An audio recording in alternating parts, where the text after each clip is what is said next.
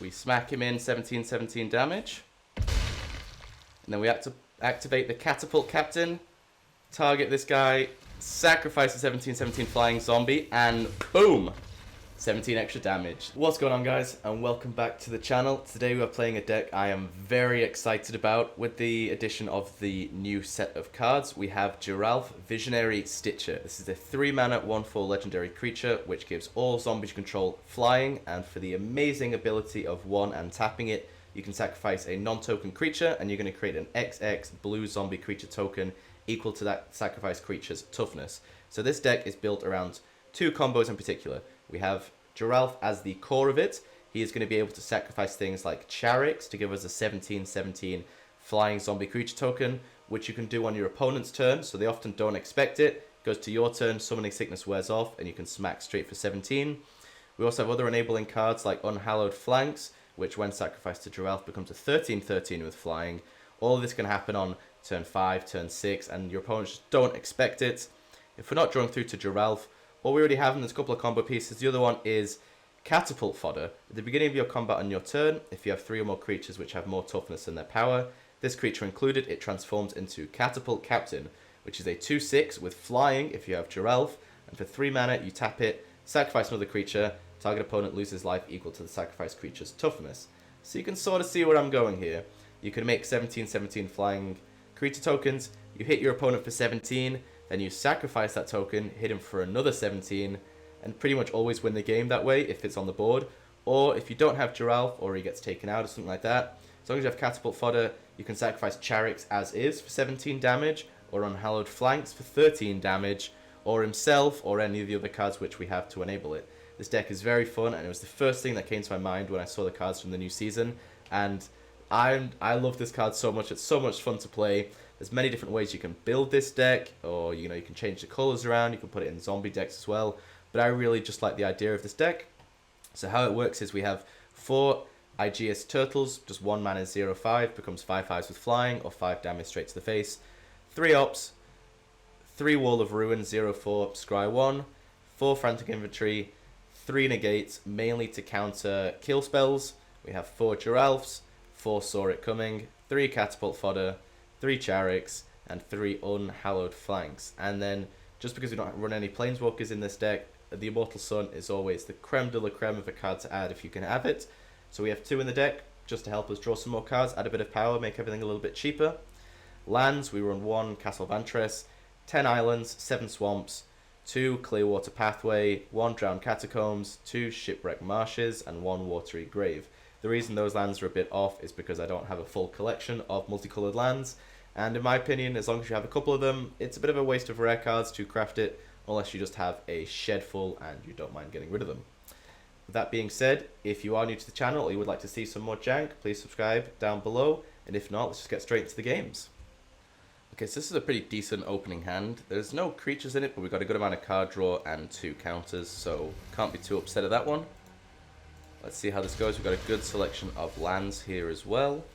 So we are just going to go ahead, drop this down. No point holding it. Immediately opt. It's good creature fodder, but actually, yeah, I'll take it because we got some more card draw and some counters. Could be good just to hold it in hand, so whenever we find Geralf, we can just immediately make our 17-17 zombies. Drop this and pass turn. There's no point, needing to use Frantic Inventory immediately. Maybe we catch him off guard with the Negates, we'll see. I mean, Negate's mainly in this deck to stop kill spells. Hitting Geralf, or, the 17-17 Charix zombies we create, anything like that. This guy might be holding open a counter, we'll have to see.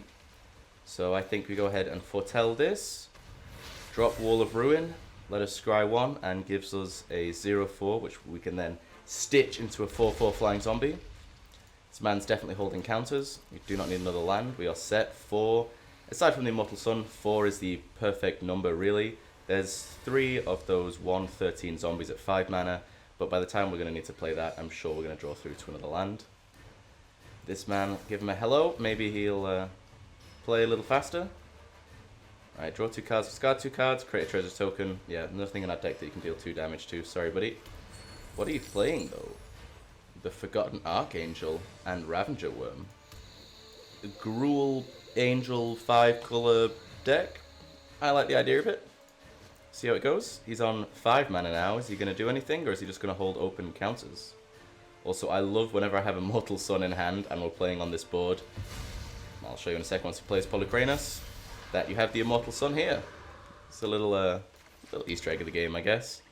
Now that he's tapped out, let's play our 0-17, which can easily just block out Polycranos, however you say it. Let me know down in the comments below. Don't roast me too hard from saying it wrong. Okay, he's like, you see this and you think maybe he's Hydra tribal, but no, is he just playing big boys mana, I guess? Okay, so we are gonna play the entirely wrong card because I wanted to scry, but I messed it up. I wanted to hold open the counter, which I cannot now do. That is my mistake. Everybody makes a mistake. It's the first game of the day. It's okay.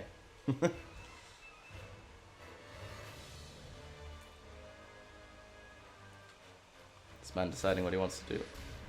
He's just gonna fight it. Okay, sure. I guess he has like infinite kill on all the 0 power creatures. I don't get why he didn't attack though. That thing has flying, but who am I to judge? Alright, now let's play the correct creature down. Let us scry into Geralf. He is holding open blue, but we can drop this and still saw it coming. He doesn't obviously have a counter, or if he does, it's a negate or something like that. But next turn we can drop Geralf, Visionary Stitcher, and get this engine slowly going. Hit him with Jissa. Little lore synergy there. Okay, he's figured out that nothing has reach and nothing has powers. There's no reach, no. Just double checking.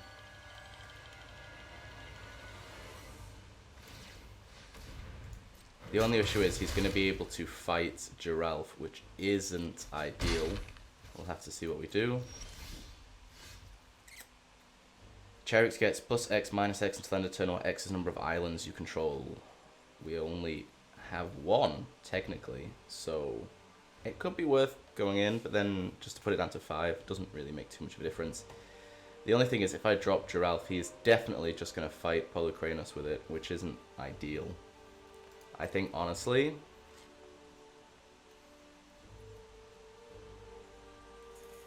we're just going to have to pass turn. It is not ideal. Just the constant fight on the board. Like, whenever it deals damage, however much damage is dealt to it, it gets -1/-1 counters on it, or counters taken off.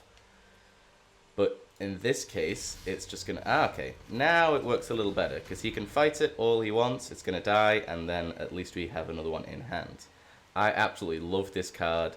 The artwork for it, you're going to absorb it, and I'm going to negate that absorb. I don't want you getting the 3 life. Now we're not holding a counter open for the next turn, but at least it forces the fight if he wants it off the board. Zombies you control have flying, sacrifice another non-token creature, create an XX blue zombie creature token where X is the sacrificed creature's toughness. So it's amazing because it doesn't actually have to be in a zombie tribal deck. You can put it in any deck you want, really, because as long as it stays on the board, that token you're going to make will have flying. And you can also do this insta speed, so it's good in case someone like has a kill spell and it's not on Geralf. You can quickly sack it and make a flying zombie token. Okay, this is going to transform, which is very nice, into a 2/6. And now we're on the reactionary terms. Now we can either hold open a counter or we can create our 17/17. If he attacks in, I might just have to create the 17/17. And then next turn, we should actually be able to 1-turn shot him, because we're going to block Hydroid Krasis if he attacks with it. No, we don't get it. Oh, okay. Now we have... why should I counter it? No, if I counter it, then he's just going to fight it and we're in the same position. At least I do this. He knows what the game plan is now. It no longer has flying, but it will when I drop Geralf. So if we can get 1 hit through with this, then we can just sacrifice it in this, and the guy will lose 17 life. Okay, so now we... actually, no, let's attack in first. This doesn't have Death Touch. It does not. So as long as we hold open 3 mana, at any point we can just smack him for 17. Doing this is not holding open 3 mana, but it does give everything flying. So let's see what moves we can make with this. Unfortunately, it does have Summoning Sickness, so we can't sack and make 4/4 flying for argument's sake. But the combo might actually work unless he board wipes. I mean, he could board wipe. Meat Hook Massacre. Damnation isn't in the game. So I guess it's going to be Meat Hook Massacre or just direct kill, but whatever it is, at least we can saw it coming. Honestly, we're sitting pretty good for this game so far. He knows what's going to happen if he's reading the cards. I mean, I haven't seen them highlighted, but we're going to smack him for 17. Sacrifice a 17/17 flying zombie creature token and hit him for another 17. Just a 1 turn out of the game. It's done. Geralf Visionary Stitcher is... So far, I haven't seen anybody else play it. So if you do enjoy Jank or you have a zombie tribal or anything and you haven't seen this card, I highly recommend it. Because even if you're not going to use it for its sacrificing ability, 3 mana, 1/4, give all your zombies flying. You know, if you have zombie tribal deck or Maskwood Nexus, then everything is a zombie, everything's going to have flying. Of course, he fights it. It's the logical sense. But that did eat up into his mana. He could be holding open a counter, but so far this doesn't.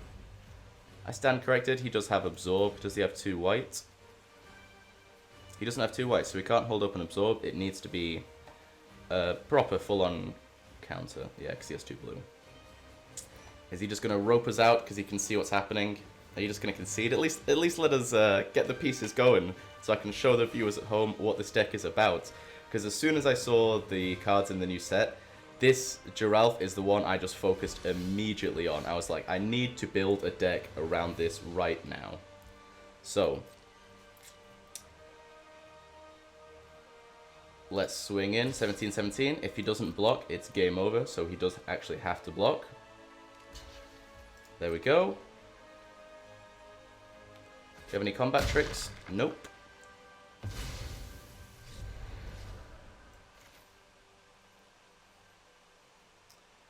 And we can actually hold open 2 counters here, so I'm just going to pass the turn. And I don't think Lightning Helix. You know what? Fine. You gain 3 health, it doesn't really matter. And look at this nasty token as well. Really, literally stitched together. What have you got on the board, bud? Binding of the Old Gods. I don't think so. Anything else? Or is that game? Have we got you? Come on, please have a counter. It's going to be beautiful. Ah, no. Oh. As they say in South Park, we're sorry. Sorry. And that is game. So, we smack him in 17/17 damage. And then we have to activate the Catapult Captain, target this guy, sacrifice a 17/17 flying zombie, and boom! 17 extra damage. There we go. First game on, and we get the combo to work. Let's go again. Go first, Wall of Ruin, Geralf, Charix. I mean, it's pretty much almost all the combo enabling pieces in one go. We're just going to need the lands to be able to play it, but I'm actually going to keep it. Full lands. That gives us Geralf and Charix. And I'm sure by the time we draw another land, we shall easily be able to play this. Hopefully this is going to be a good game. Green, white, ramp. I'll have to see what this guy's playing. Again on the Immortal Sun pitch. Field, whatever. Double Wolf Willow Haven. Triple! Okay, now man's on 6 lands, and still it's just hard enchantments. Other enchantments you can all have Shroud, sacrifice it. Okay, yeah, so, wow. This guy went in deep on the Wolf Willow Haven. Which means he's an enchantment deck, so he's going to have, like, Borrowed Time. He's going to have, oh, I can't remember the name of it. The other 3 mana, white enchantment, that takes something away. Banishing Lights. He's going to have Banishing Lights in his deck. He's going to have Elspeth Conquers Death. All of the really fun cards to play against. I mean, he has 7 mana. Surely he can play something. He's seeing what the combo is. He's understanding. That's cool.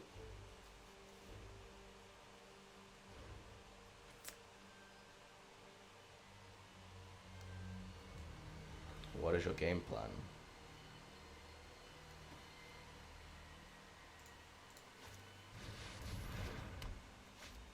That's not good.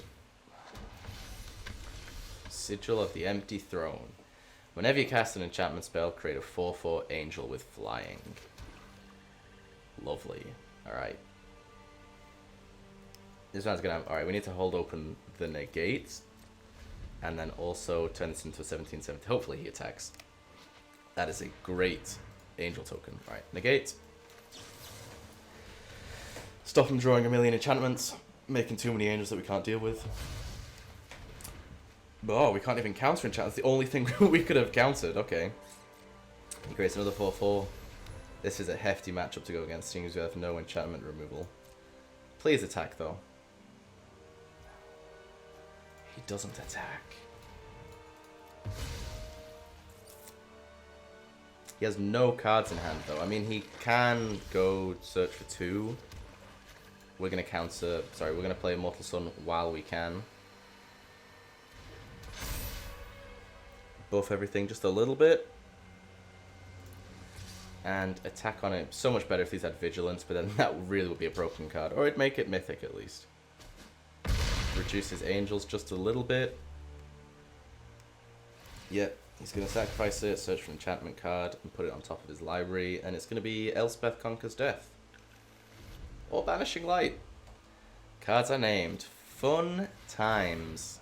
Absolutely fun times. He plays Banishing Light, gets rid of my Immortal Sun, makes a 4/4 Angel, and can do the exact same thing next turn for my Geralf. You know what? I'm going to drop you down. Maybe we can still overwhelm him a little bit. Maybe. We just need to keep his Angel numbers down a little bit, because he is going to make another one next turn. And he basically has to block all the time with this, otherwise it's pretty much game. And we're going to make... Oh, it flies. Oh yeah, because zombies are flying. This, I always think this should be a zombie, Wall of Ruin, just because it has the Amass token guy on it. Sanctum Weaver. So he has infinite mana basically now. Makes a 4/4.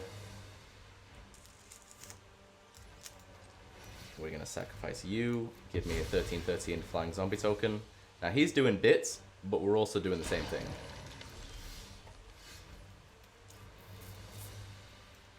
Alright, scry 1. Come on, give us another Charix, not a swamp.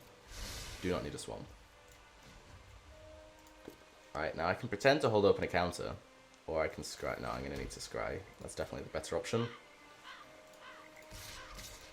Attack through, 17/17, 13/13. Flying zombie creature tokens. Alright, so he's going to crack this Sterling Grove. He's only going to be able to make one Angel. And take away Geralf, most definitely. I mean, he might take away the 17/17 because that's what's threatening him. Really? Now he's going to get rid of Geralf, and he's going to get... Oh. You totally should have -3, dude. Exile target creature or enchantment and put it underneath one of your own. Baffling End.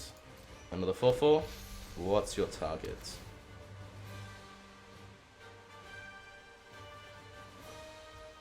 Hit. It's fine. I'll just make a 4/4 real quick. Is that game? Did we get him? He has to... Oh, they lose flying. Okay, he has to block with everything next turn, though. Otherwise, it might be game. He doesn't have 4 mana spare.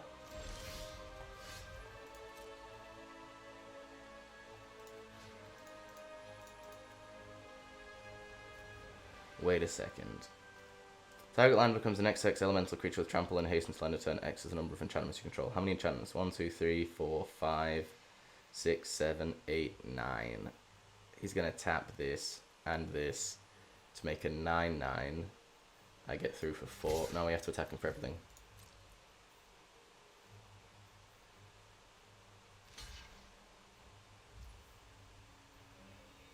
What? Dude, you totally should have... You totally should have done that. I don't think he realized, you know. 4 mana, target land.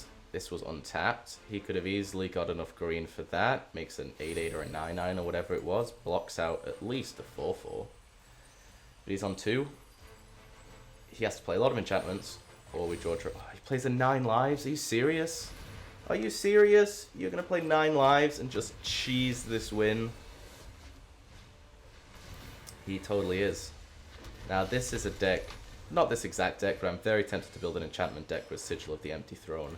Because it's ridiculous. Like, this guy has made so many angels from just playing nothing, really. Scry 2. Is it worth keeping a Negate?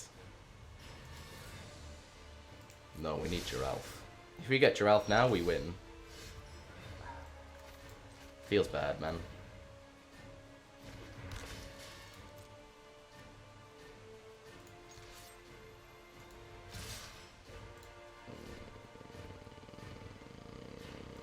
Yeah, because he would just double block with Destiny Spinner.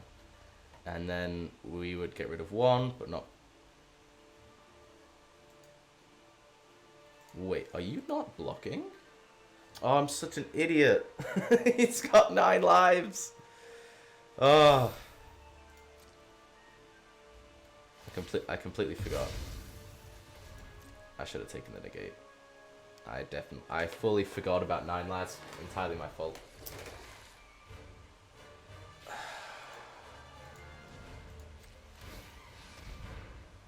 And he's going to win with that classic nice combo. Yep. That's entirely my fault. If I'd have taken Negate, alright, yep, GG. You win. Bravo, mister. You cheese the win.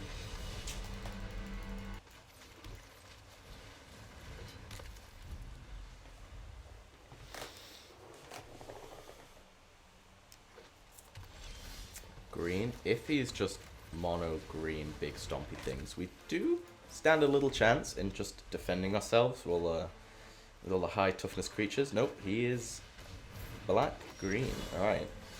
Let's see what you got. 1 more land, and then we can get the Charix engine on board. You got to draw a black land as well for Unhallowed Phalanx. Man's got 4 mana. What are you playing?